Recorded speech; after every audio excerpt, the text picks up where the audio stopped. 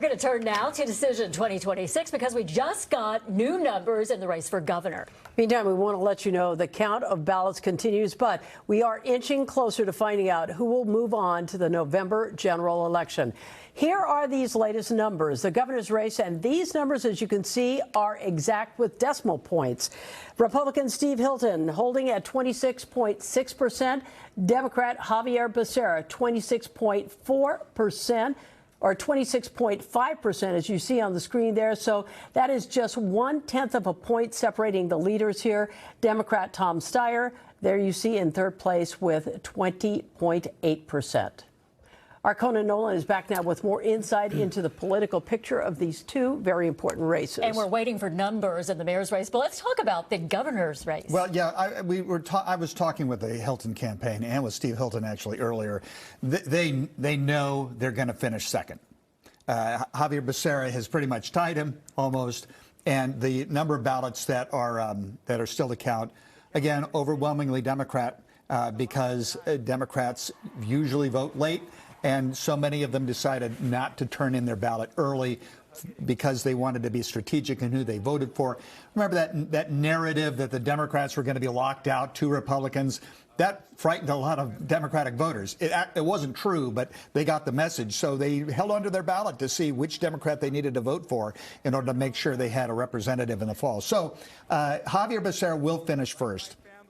The Hilton campaign knows they are losing ground gradually to Tom Steyer, but not enough. So the Steyer, he's moved in the numbers a fraction of a percentage point every now and then when we get a new dump.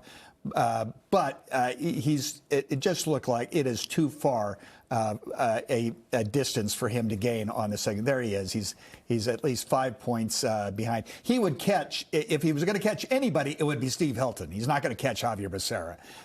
But Steyer is still hoping against hope, but that 6% really hasn't changed much. So you're looking at a Javier Becerra, Steve Hilton campaign, or you're going to flip the 1 and 2 there by the end of this count. Conan, is there any indication why we haven't received numbers in the mayor's race? I mean, typically they come in together and we'd share them at the same time with our viewers. You know, it's a good question. I mean, remember that the county is responsible for the vote count, and then they have to siphon away the number of votes for the city, and that's why they can't really give us a number as to how many votes are left to count in the city. They can tell you how many we have in the county, but LA City is 40% of the county, so you have to extrapolate that. As of last night, we thought there were about 280, 300,000 votes left, but we're not sure about that. I have to tell you, though, there's the late nature of this vote. This count has opened up the state to a remarkable amount of criticism, even from Democrats. I was talking to Mike Murphy at the Center for the Governmental Studies, or I'm sorry, for the Center for the Political Future at USC. He said the state bear should be replaced with a sloth because it has taken so long. And one of the questions is, we understand it costs more for overtime, but they're quitting at 5 o'clock. And other states, other places, other countries, they work through the night in order to count everything. Again, that's difficult. It's costly, but there's real problems. And, you know, Steve Hilton says we don't have any evidence of fraud. It's just taken too long.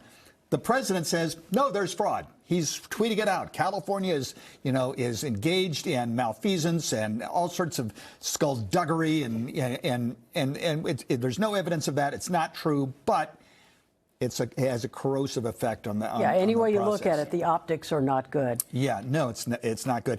And we're not going to have a result this weekend. It's going to take about 5 more days at least. And you know, again, Nithya Raman is slowly making up some space. She wiped out 20% of his lead in 2 days. We'll see what it looks like. They should be dropping any second now. As soon as we get it, we'll pass it on.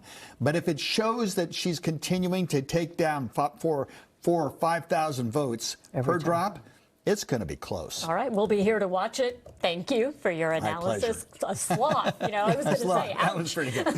For a complete list of results, go to NBCLA.com and the NBCLA app. The numbers automatically update every time that officials drop a new set of data. Tomorrow marks 1 year since the Trump administration launched immigration enforcement operations across Southern California.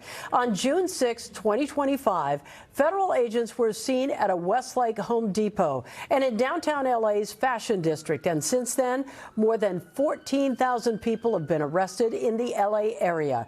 That's according to the Deportation Data Project. Protests are expected across Southern California tomorrow.